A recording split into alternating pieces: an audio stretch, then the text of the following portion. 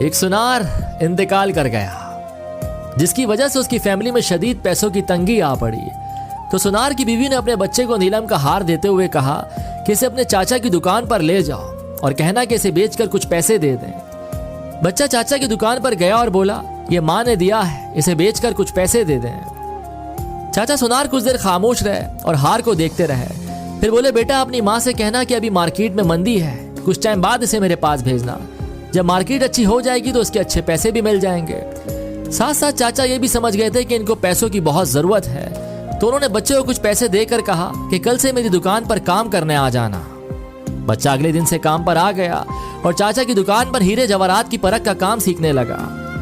कुछ टाइम बाद जब वो अपने काम में माहिर हो गया तो दूर दूर से लोग उससे हीरे जवाहरात की परख कराने आने लगे।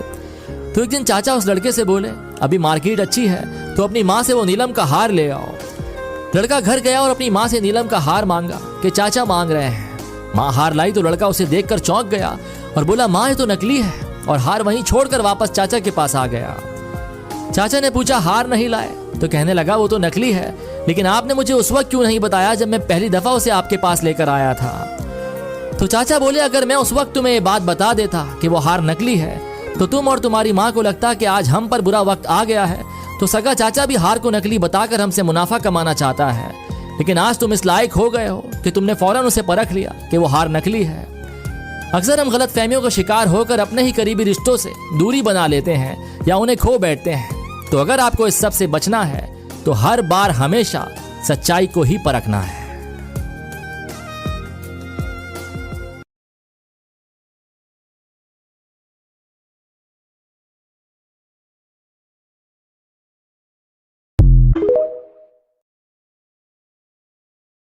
ओ भाई मेरे तेरा साथ रहे, संग तेरे मुझे कोई डर ना रहे। तू ताकत है मेरी, सुन ले, बिन तेरे हंसी ये सफर ना रहे।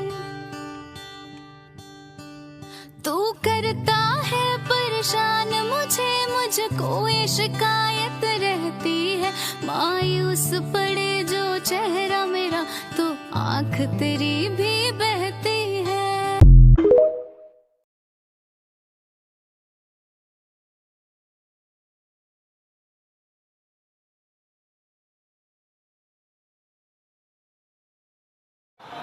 ऐसे नहीं टेढ़ा करके